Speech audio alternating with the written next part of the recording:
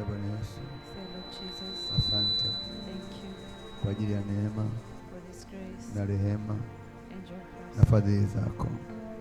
Bwana Yesu, Lord Jesus, naomba unisamehe dhambi, please forgive my naomba sins nitakase and sanctify kwa me damu yako. by your blood. Baba, unihurumie, Lord, have mercy on damu me. yako Your blood iwe juu yangu be upon me. katika jina la Yesu. In the name of Jesus. Asante Yesu, Thank you, Jesus. kila roho chafu, Every dirty roho ya spirit, kuzimu spirit from hell inayopambana that is fighting na hatima yangu with my destiny na maisha yangu, and my life, hiyo roho chafu that spirit, inyamaze kimya I silence kwa it jina la Yesu. in the name of Jesus. Kila ngome Every ya pillar kuzimu from hell ikabatilike to be juu ya changed maisha yangu over my life katika jina la in Yesu. the name of Jesus. Ninakataa I reject roho ya kuzimu, the spirit from hell. ninakataa I reject roho ya kichawi, spirit from witchcraft. ninakataa I reject roho ya giza, spirit of darkness. nakataa mapepo, nakataa I reject majini, Jesus. nakataa I reject laana curses iliyotamkwa that is juu ya said maisha yangu, over my life. nakataa, I reject. nakataa, I reject. nakataa, I reject. nakataa, I reject. nakataa, I reject. nakataa, I reject. nakataa I reject. kwa jina la In Yesu, the name of Jesus. kwa jina la Yesu. In the name of Kila Jesus. roho Every spirit iliyokaa that is sitting kwenye anga on the la maisha yangu, of my life, kwenye anga in the sky, la uchumi wangu, of my economy, kwenye anga in the sky, la ndoa yangu, over my marriage, kwenye anga on the- la mafanikio over yangu, my success, hiyo roho that spirit ikapotee.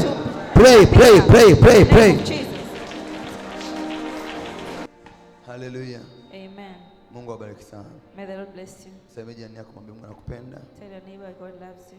Mwambie sana nakupenda. Jesus loves you. Karibu ibadani mchana. Welcome to the service. Mungu akubariki sana. May God bless you. Naomba ukae. Take a seat. Praise God. Amen. The way altars speak, Jinsi madhabahu inavyozungumza. jinsi madhabahu zinavyoongea. Amen. Amen. Praise God. Amen. Si kila madhabahu When you hear about altar, inaongea mema, is speaking grace. na madhabahu An altar ndo msingi wa foundation, ndo msingi au foundation ya huduma au ibada au kuabudu. is the foundation of service or worship. Kwenye Biblia Mungu alipomtokea Ibrahim, In the Bible, when God appeared to Abraham, alijenga madhabahu. he created an altar. Hata Isaka, Even Isaac, hata Yakobo even Jacob, walikuwa ni watu wa madhabahu. they made altars. Nishafundishwa wakati fulani I already told you kwamba madhabahu that an altar ni airport. ni uwanja wa ndege. Ni airport ambapo roho zinatua na kutake off. Where spirits land and take off. So an altar Madhabahu is a place ni sehemu when the spirit, ambapo roho where the spirit land zinatua and take off. na kupaa. Praise God. Amen. In the another way, Kwa njia nyingine, altar is a slaughter. madhabahu ni machinjioni. Yes, madhabahu ni machinjioni. Praise God. Amen. Ni sehemu ambako sadaka zinatolewa. It's where offerings are given. Praise God. Amen. Kwa hiyo madhabahu ikijengwa, When an altar is made, kuna anayeijenga. there is someone making it. Please listen. Kuna anayeijenga hiyo madhabahu. There is someone building it. Kuna Mungu anayehusika kwenye hiyo madhabahu. There is a God that is responsible for that altar. Na kuna sadaka zinatolewa kwenye hiyo madhabahu. And offerings given to that altar. Kwa ni mambo matatu ni muhimu kwenye madhabahu. There are three things important in an altar. Kuna mjenzi wa madhabahu. There is a builder of the altar. Hata Isaka alipokwenda kutolewa, Even when Isaac went to be given, Mungu alimwambia Ibrahim, God told Abraham, nenda ukamtolee Isaka go and sacrifice Isaac, mwanao your child. wakati anamtoa akaandaa madhabahu, when he was given, he prepared an altar. kwa sababu hakuna mahali Because there is nowhere unaweza kumwalika Mungu you can invite God kama hamna madhabahu. if there is no altar. Kwa akaandaa madhabahu, He prepared an altar. akaandaa sadaka, He prepared the offering. akamfunga mtoto. He tied the child. Alipomfunga na madhabahu ishaandaliwa, After tying him and the altar was Mungu ready, akatokea pale. God appeared there. Kwa hiyo madhabahu So an altar, ikishaandaliwa, after it's prepared, lazima viwe vitu vitatu. 3 things must be there. Awepo mtu A person anayeamini katika Mungu fulani, who believes in certain God. aidha ni Mungu mkubwa It can be a big God au Mungu mdogo. or a small God. Pastor anaweza kusoma Joshua pale, I think 16 pale, 22, Joshua 22, kama unaweza kupata mstari wa 16. Joshua Praise God. 22 verse 16. Kwa hiyo madhabahu inahitaji mtu An altar needs a builder mwenye kuamini Mungu fulani, who believes in a certain God. inahitaji sadaka, It needs an offering. inahitaji Mungu au roho. It needs a God or a Hiyo spirit. madhabahu imekamilika, Then that altar is complete. na hapa ndipo nguvu ya giza inafanya That kazi is where the power of darkness works na nguvu ya Mungu inafanya kazi. and the power of God works. Kwa hiyo madhabahu inaongea, An altar speaks. madhabahu inaongea. An altar speaks. Praise God. Amen. Soma basi Yoshua 22 22. kuanzia mstari wa 12. Ndio. Basi wana wa Israeli waliposikia habari hiyo, Ndio. mkutano wote wa wana wa Israeli wakakutanika pamoja huko Shilo Ndio. ili waende kupigana nao. Ndio. Kisha wana wa Israeli wakatuma wajumbe waende kwa wana wa Reuben na wana wa Gadi Ndio.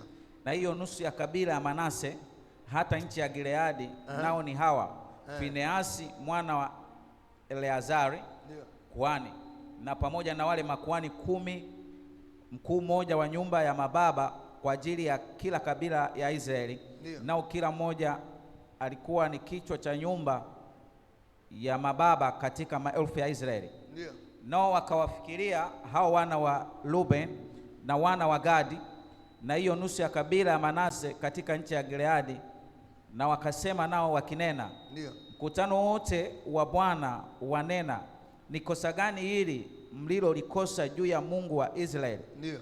hata mkakengeuka hivi leo na kuacha kumwandama Bwana katika kujijengea madhabahu na kuasi hivi leo juu ya Bwana? Thank you. Wana wa Israeli, The children of Israel, ukisoma pale juu, when you read there above, Yakobo alikuwa na wangapi? 12. Jacob had 12 sons. Amen. Amen. Alikuwa na wana 10 ngapi? He had 12 sons. 12.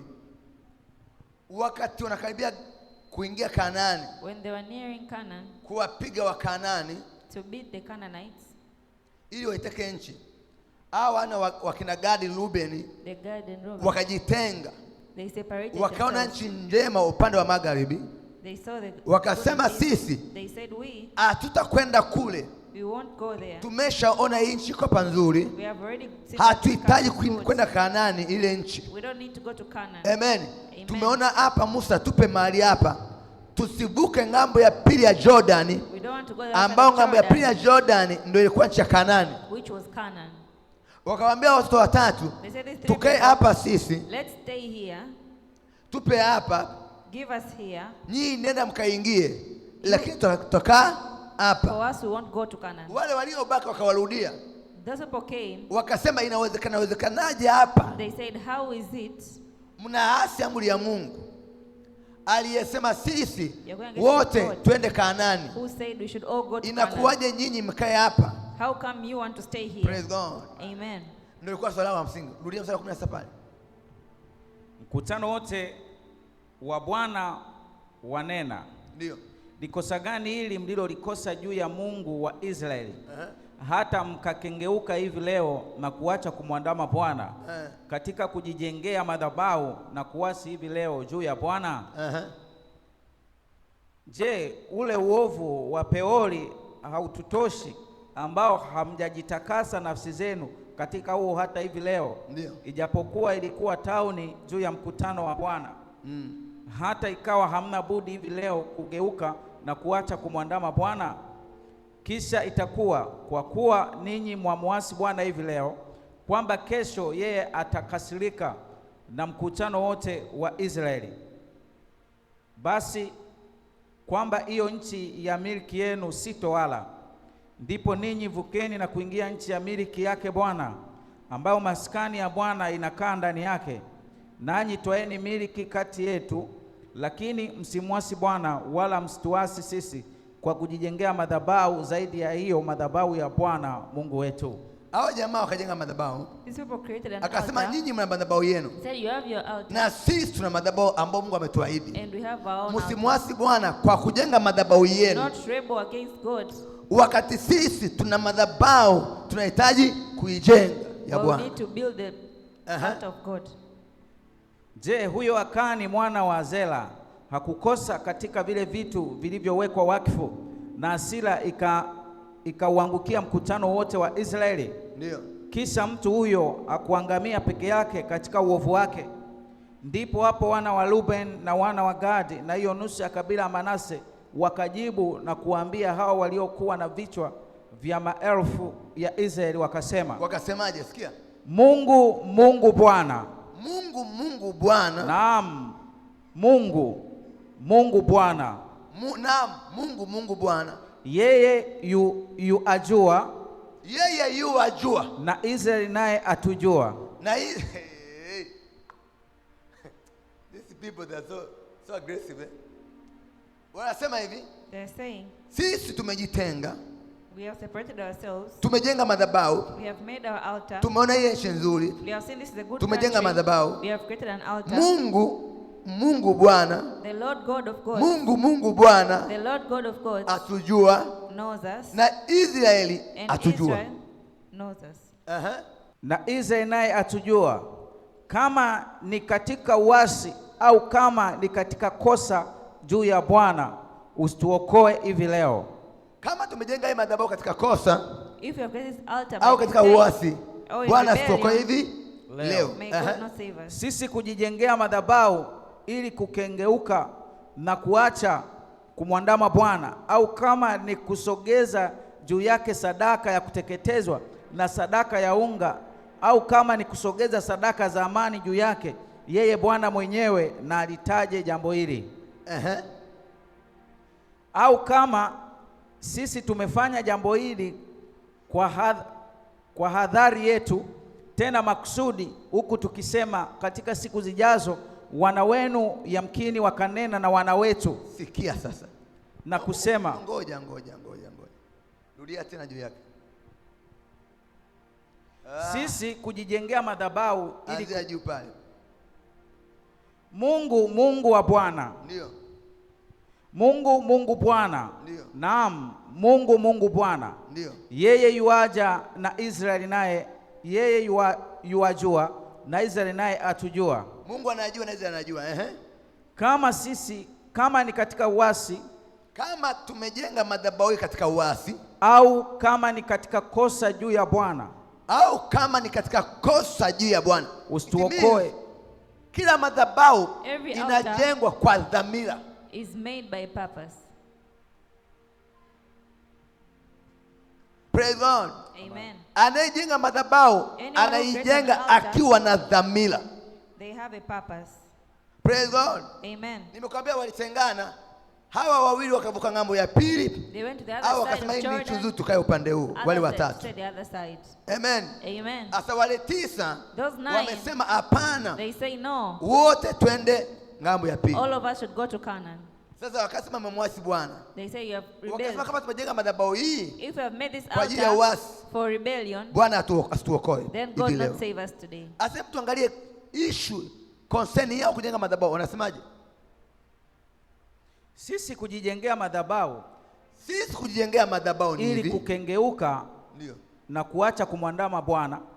Au kama ni kusogeza juu yake sadaka ya kuteketezwa, au sadaka ya unga, au kama ni kusogeza sadaka za amani juu yake, yeye Bwana mwenyewe na alitake jambo hili. Kama tumejenga ili kutolea sadaka, sisi hatujajenga madhabahu ili tuwe tunatoa sadaka. Tumejenga madhabahu for purpose. Please, naomba nisikize kwa makini. Listen carefully. How do altar speak? Jinsi madhabahu zinavyoongea. Kama tumejenga madhabahu kama kutoa sadaka, au tumejenga madhabahu ili Bwana afanyeje? alichunguza jambo hili. Lakini au kama sisi tumefanya jambo hili kwa hadhari sana, ndio, tena makusudi, huku tukisema katika siku zijazo wana wenu yamkini wakanena na wana wetu na kusema, ninyi mna nini na Bwana, yeye Mungu wa Israeli? Kwa kuwa yeye Bwana au kama sisi tumefanya jambo hili kwa hadhari sana, tena makusudi, huku tukisema, tumejenga madhabahu kwa hadhari tukisema, katika siku zijazo, miaka inayokuja baada yetu, wana wenu yamkini wakanena na wana wetu, ninyi wana wenu ng'ambo ya pili wakija kunena na watoto wetu ng'ambo hii na kusema, ninyi mna nini na Bwana, ninyi mna nini na Bwana, yeye Mungu wa Israeli? Ninyi mna ishu gani na Bwana Mungu wa Israeli? Kwa kuwa yeye Bwana ndio ameufanya huu mto wa Yordani ndio uwe mpaka katikati ya sisi na ninyi, ndio, enyi wana wa Rubeni ndio, na wana wa Gadi, ndio, hamna fungu katika Bwana. Basi hivyo wana wenu wangewakomesha wana wetu wasimche Bwana.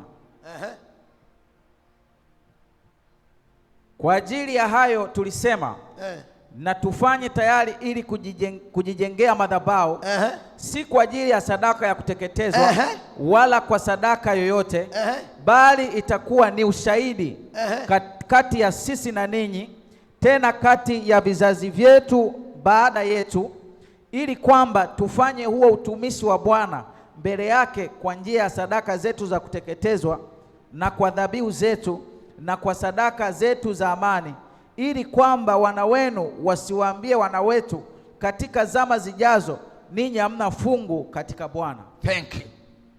Nimeeleka papas. Kwa hiyo tunaelewa hapo? How many understand? Hawa jamaa wamejitenga upande wa pili, ila hawahitaji Mungu awakose, kwamba bado ni kitu kimoja. Tunajenga madhabahu hapa. Hii madhabahu itakuwa shahidi hata baada yenu, hata baada yetu. Tukishaondoka, watoto wenu ya ng'ambo ya pili wakija huku wakasema, ninyi Mungu hamna, nyinyi si watu wa Mungu, sio kizazi cha Mungu nyinyi, wakawafukuza, hii madhabahu iwatetee, iseme ninyi na sisi ni kitu kimoja. My God. Naelewa? Amen.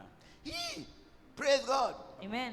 Wakija hapa wakasema, ninyi hamna Mungu, tunataka tuwapige, kuwaua, hii madhabahu tuliyoijenga itasimama kuwa shahidi, itasimama kuwa shahidi, itanena hii sadaka kwamba ninyi na nyinyi ni kitu kimoja. Hapa mtakutana, inawajoin pamoja. It will join them together. Praise God. Amen. Ndio ilikuwa purpose ya kujenga nini? Madhabahu. Nimeona watu kwenye mikoa, baadhi ya mitaa, mababa wanajenga madhabahu, wanasema damu yoyote ya shirima itakapokwenda popote isipotee. Ni miaka mingi, thousands. So many years ago. Hawa wajenga madhabahu kwa ajili yao, wamejenga madhabahu kwa ajili ya watoto wao. They have made altars for their children. Praise God. Amen. Praise God. Amen. Praise God. Amen. Praise God. Amen. Leo Kigamboni nilikuwa namhudumia mama mmoja mgeni. I was serving this woman in Kigamboni. Alipofika akamwambia mama, I told her, woman, mama yako yuko wapi? Akasema yuko hapa, mama mtu mzima. Wewe mama umezoea mwaka gani? Akaniambia 76 kama sikosei. She was born 1976. Nikamwambia mwaka 84 ukiwa mtoto mdogo, when you were young, ilitokea jambo. There was something happened. Nikamuuliza, unamfahamu fulani bi fulani? Mama akaja akasema ni fundi ujenzi, alikuwa anajenga nyumbani kwangu. Miaka mingapi? Akasema mwaka juzi, si mwaka jana. Akasema okay. Nikamwambia mama, mwaka 84 unajua kitokea kwa hiyo binti? Akasema sikumbuki. Mama yake mzazi, mama ni mtu mzima, mama yake mzazi naongea na binti yake wa kwanza wa mwaka 76. Nikamwambia mama, hapo naishi wapi? Akasema Kigamboni. Hapo napoishi unamfahamu mzee fulani? Akasema ndalie tuzeli eneo. Mwaka gani? Mwaka 94. Praise God. Amen. Nikamwambia wakati anauzia, unakumbuka mganga kienyeji alikuwa jirani pale kwenye kiwanja chako? Akasema ni kweli alikuwepo. Amen. Amen. Nikamwambia kizazi chako hakijafanikiwa hata moja, kwa sababu pale ulipojenga kwa mzee fulani, nikamtaja jina, walifanya agano, yeyote atakayejenga hapa, Whoever will build here, ilikuwa ni mji wa baba yake, baba zake. it was the land of his Mtu father. yoyote atakayenunua mji huu akapigwa na kizazi chake, Anyone huu who ni takes his mji, ni mji wa watoto wangu hata milele. This is a land for my children. Watoto wakajichanganya, wakamuuzia huyo mama eneo The children sold the land la babu zao. of their Leo ancestors. mama watoto wake wameharibika Today, all kwa our sababu family is amejenga destroyed. kwenye madhabahu. Because she built on an altar. Naeleweka vizuri eh? Amen. Naeleweka vizuri eh? Amen. Hawa wa Ruben This Reuben, wamefanya madhabahu they made an ya altar. kwamba kizazi kitakachokuja, The next generation, akitokea mtu when someone mkitoka comes ng'ambo ya pili from the other mkataka side kuwafukuza, and wants to hii depart them, madhabahu ikawatetee. this altar will be a witness. Praise God. Amen. Kuna watu hapa The hamfanikiwi. people you are not succeeding, Inawezekana kabisa it's possible nyumbani kwenu in your babu family. zako walifanya madhabahu, Your ancestors wakasema made an altar. hakuna mtu atakayefika And they popote, said, "No one will wakamtumikie reach anywhere." pepo. Katumike. Bwana asifiwe. Amen. Ngoja jirani yako. Thank your neighbor.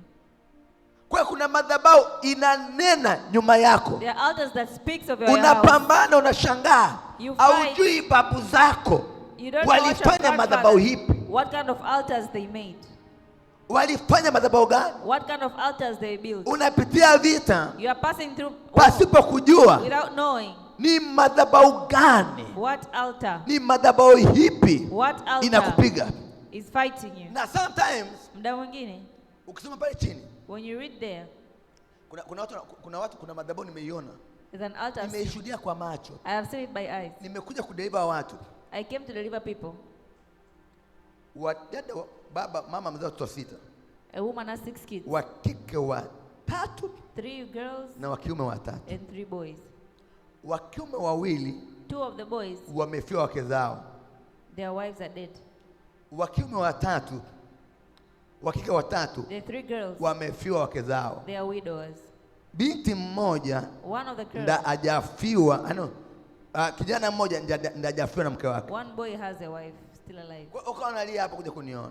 And they came here to see me. Nikamwambia mwaka 1837 1837, 1830 ngapi?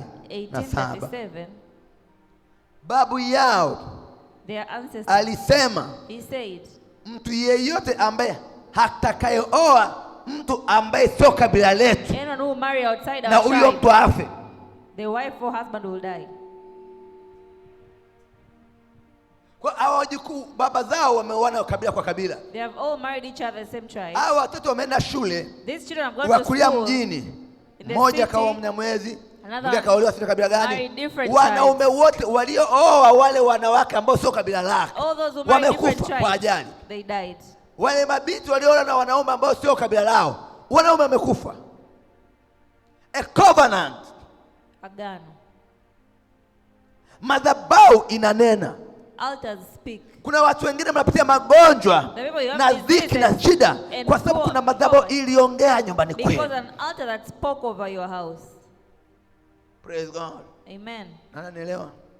Sasa Bwana Yesu, Say, Lord Jesus, leo niokoe.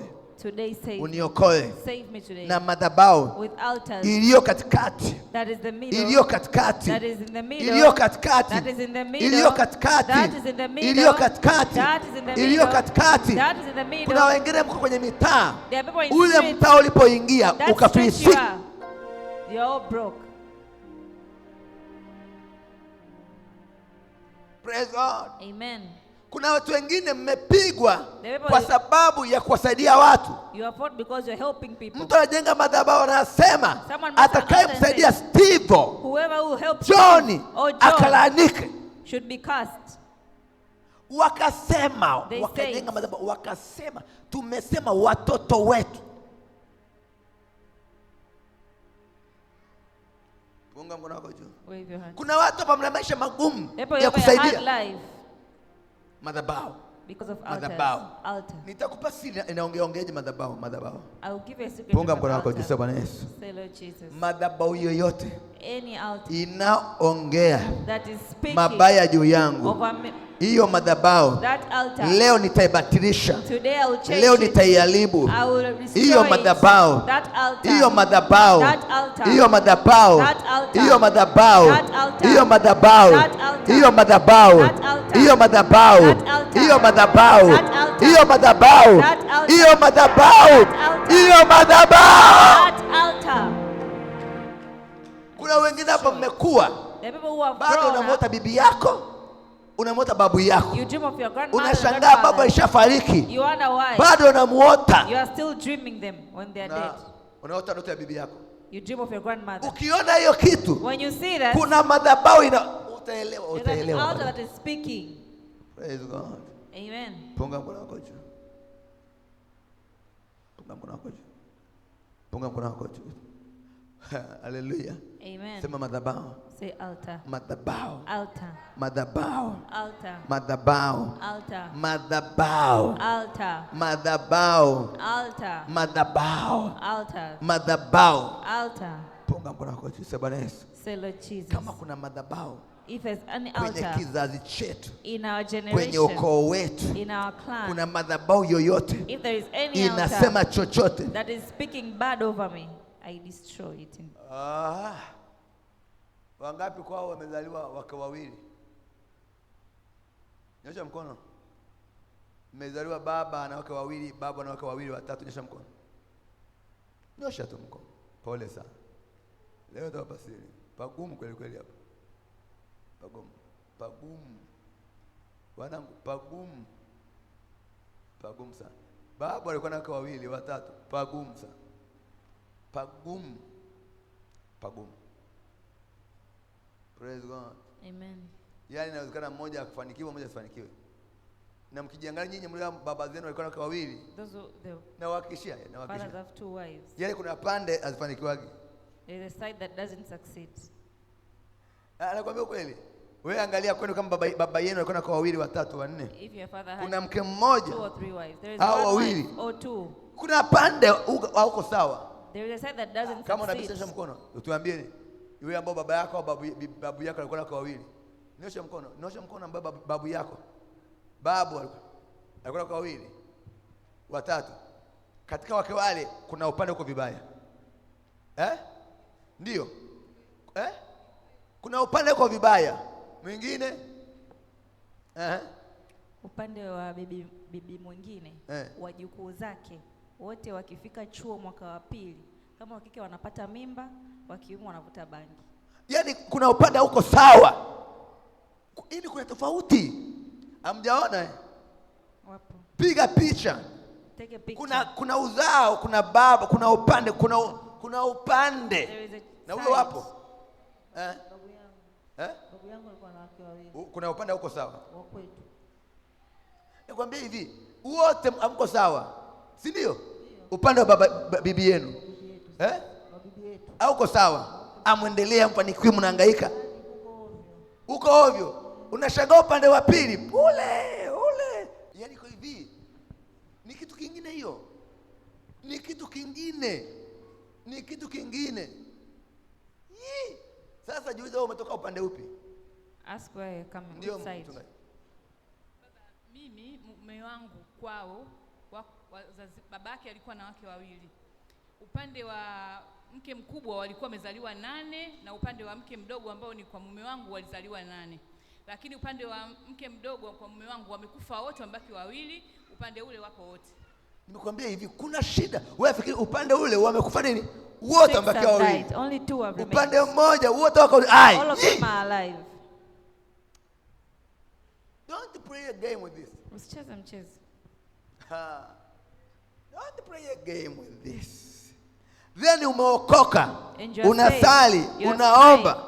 Mwanangu, hiki tunaweza kafungo kaomba ukawekea mafuta, ukawekea maji, ukawekea mafuta ya taa, ukawekea binzali, ukawekea mayai. Hakuna kitu. Ukamwita Yesu asubuhi mpaka jioni. Hamna kitu. Watoto wetu tunajenga madhabahu for our kid.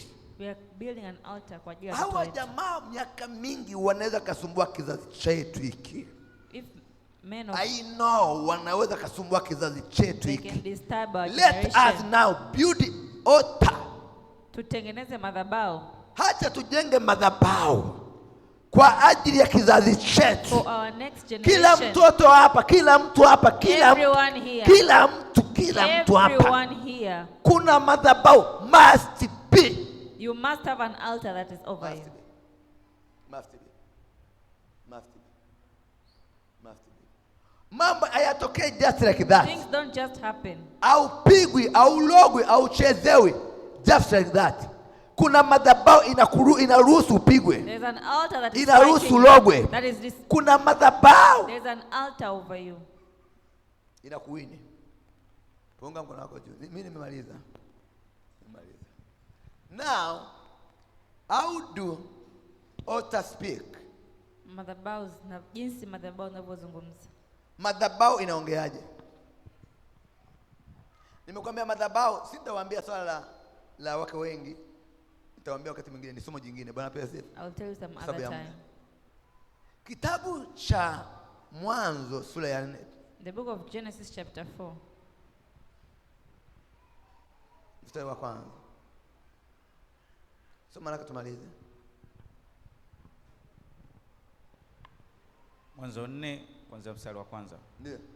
Biblia inasema Adamu akamjua Hawa mkewe, naye akapata mimba, akamzaa Kaini, akasema nimepata mtoto mwanamume kwa Bwana. Akaongeza akamzaa ndugu yake Habili. Habili alikuwa mchunga kondoo na Kaini alikuwa mkulima ardhi. Ndio. Ikawa hatimaye Kaini akaleta mazao ya ardhi sadaka kwa Bwana. Habili naye akaleta wazao wa kwanza wa wanyama wake na sehemu zilizonona za wanyama. Mungu akafanyaje? Bwana akamtakabali Habili na sadaka yake. Bwana akaikubali sadaka nani? Ya Habili. Kwa Habili akatoa sadaka, akajenga madhabahu, akatoa nini? Sadaka. Hiyo story mnaifahamu. You know that Baada story. Kaini akamua nani? And then Cain killed Abel. Habili. Amen. Tunafahamu hiyo kitu. Baada Kaini amemua nani? He killed his brother. Pale chini anasema nimesikia sauti. Mstari wa 8 Biblia inasema Kaini akamwambia Habili nduguye, twende uwandani. Ikawa alipokuwa uwandani, Kaini akamwinukia Habili nduguye akamua. Ndio. Bwana akamwambia Kaini, yuko wapi Habili ndugu yako? Akasema sijui, mimi ni mlinzi wa ndugu yangu. Akasema umefanya nini? Sauti ya damu ya ndugu yako inanililia kutoka katika ardhi. Sauti ya nini? Ya damu. Ya damu ya nani? Ya ndugu yako inanililia kutoka katika nini? Katika ardhi. Rudia tena. Akasema umefanya nini? Sauti ya damu ya ndugu yako inanililia kutoka katika ardhi. Rudia tena. Umefanya nini? Sauti ya damu ya ndugu yako inanililia kutoka katika ardhi. Kimsingi Basically, haikuwa damu ya Kaini, it wasn't the blood of Abel. ilikuwa inalia.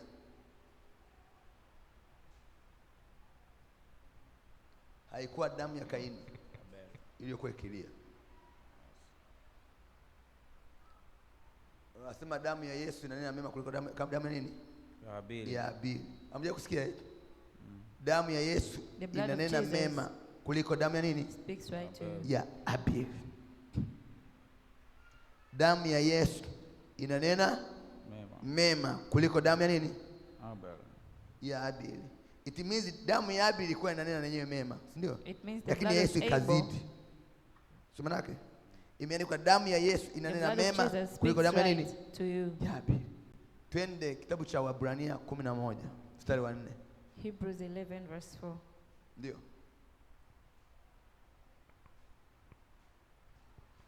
Ibrania 11:4 Biblia inasema, kwa imani Habili alimtolea Mungu dhabihu iliyo bora kuliko Kaini. Alimtolea Mungu dhabihu iliyo bora. Dhabihu gani? Kuliko Kaini. Alitoa dhabihu gani? Mzaliwa. Alitoa dhabihu gani? Mzaliwa wa kwanza. Habili alitoa sadaka gani?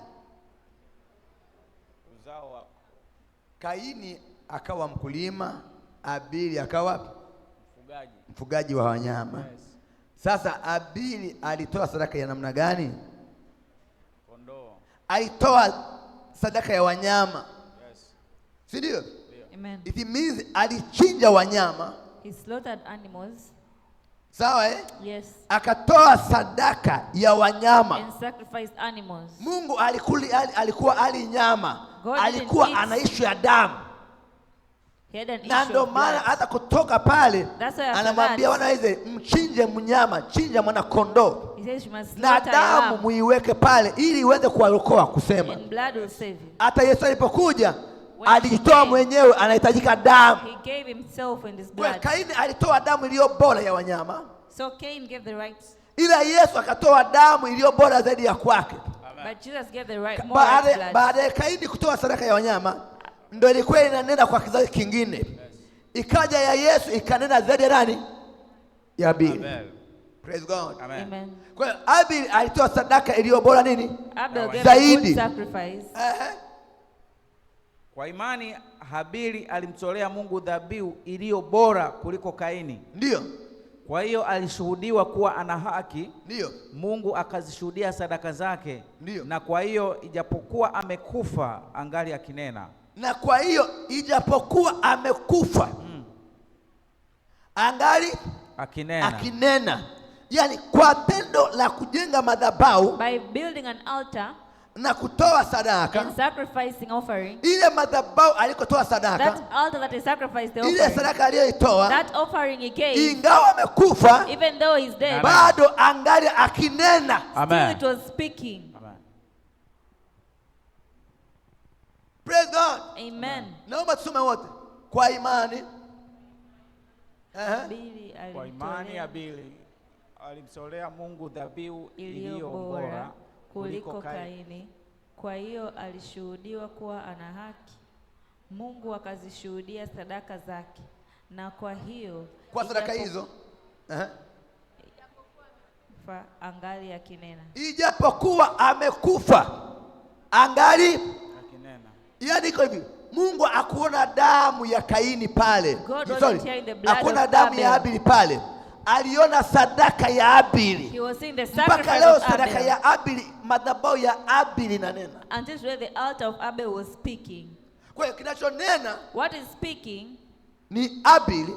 Is Abel. Ile sadaka, the sacrifice, ile madhabahu, that altar, inamfanya Habili that is making Abel aendelee kuwa powerful, aendelee kuwa na nguvu. Yumkini haonekani, hayuko hai, lakini madhabahu aliyoijenga inaendelea kuwa hai until now. Is still alive until now. Hapa ndipo wachawi, that's where witches, hata wakifa, even when they die, bado uchawi unaendelea. Is continuing. Washirikina hata wakifa, hiyo madhabahu aliyoijenga, ingawa babu yako amekufa, even if your grandfather is dead, angali ananena. Praise God.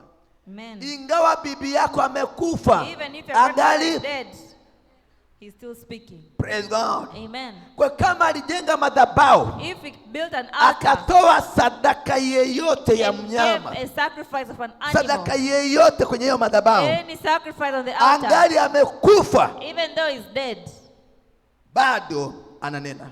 The altar. Na ndio maana kizazi amfanikiwi. That's why you don't succeed. Ndio maana muendelei. You don't. Ndio maana mfiki. You don't reach where you want. Unajiuliza ni nani anatuloga? You wonder why. Ingawa shangazi yenu amekufa, aliyekuwa mshirikina, kwa damu aliyoitoa, kwa sadaka alizotoa, bado ananena. She still speaks.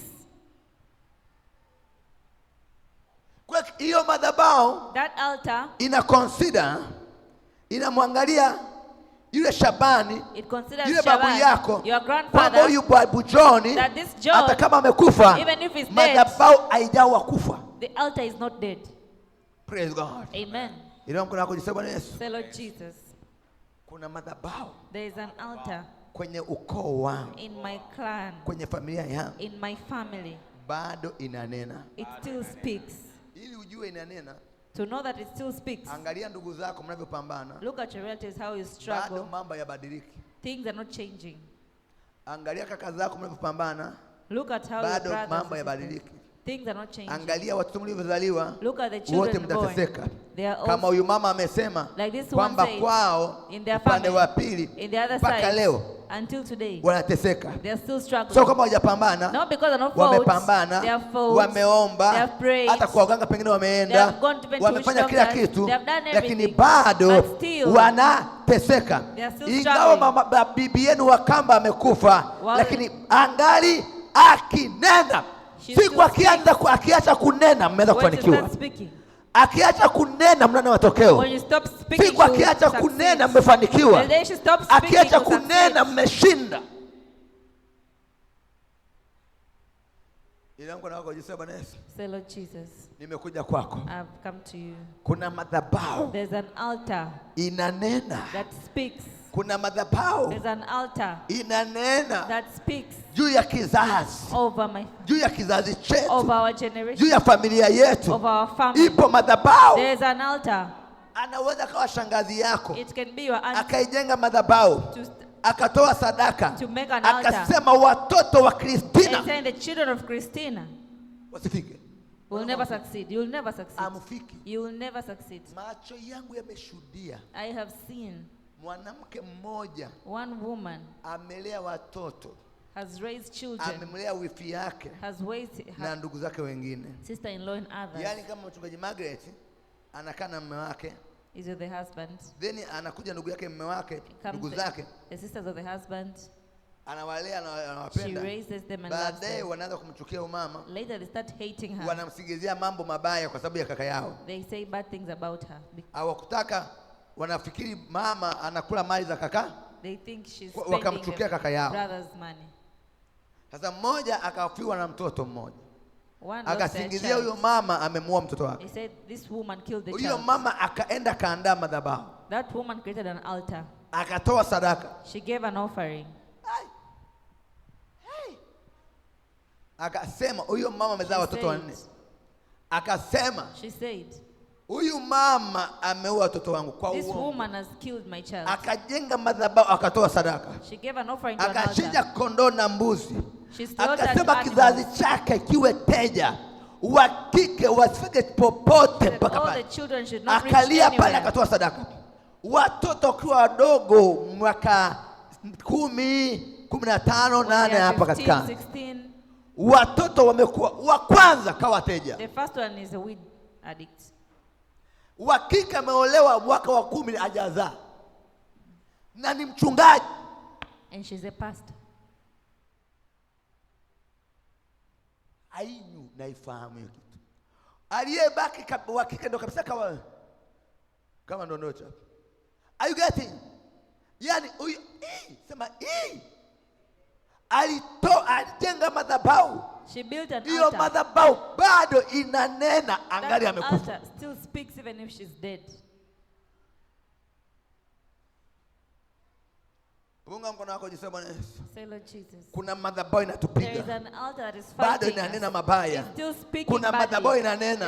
altar that Kuna still mtu speaks. alitoa sadaka. Someone gave an Inawezekana offering. ni mama wa kambo, It's possible inawezekana ni it's bibi our wa kambo, stepmother. It's inawezekana ni my shangazi stepmother. yangu. It's my auntie. Alitoa sadaka. They gave an offering.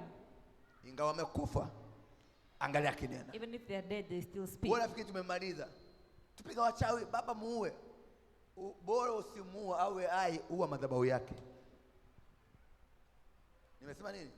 It's better for the witch to be alive by the Wale altar kwa to naomba be wachawi destroyed. wafe.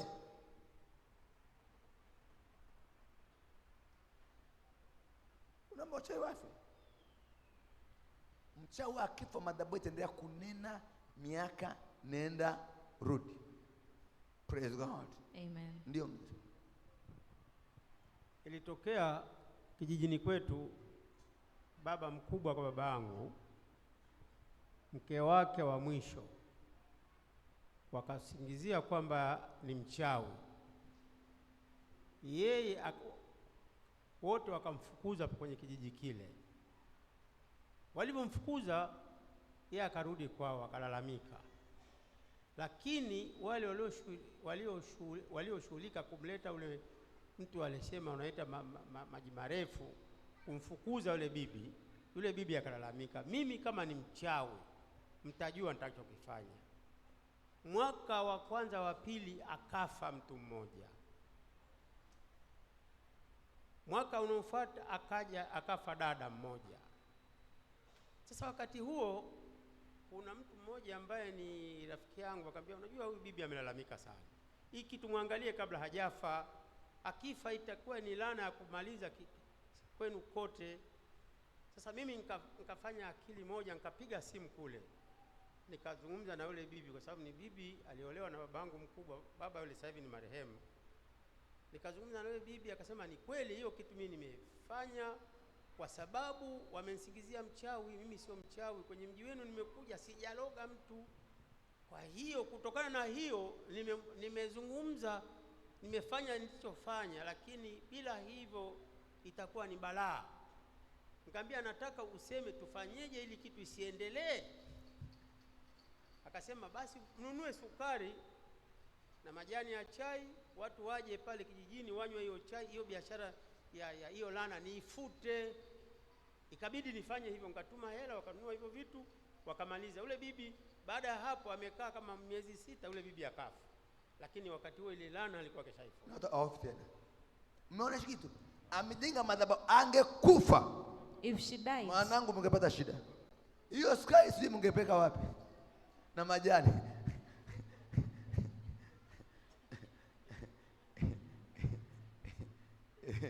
Sasa wewe sijajua majani na sukari unaipeka wapi? Bibi yako ameshakufa, mama mdogo ameshafariki, baba ameshaondoka. Mwambie jirani yako, majani na chai unaipeka wapi? Praise God.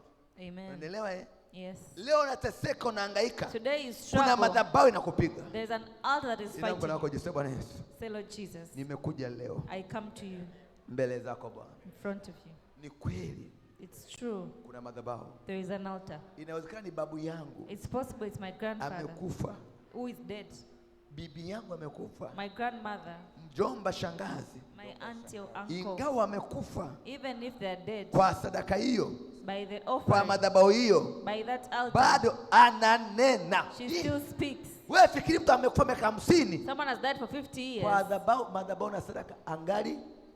Huyu anasema tunajenga madhabahu ili mkitoka kuja kuwapiga watoto wetu. Hii madhabahu iwe shahidi kwamba hamwezi kutupiga. Oh yes.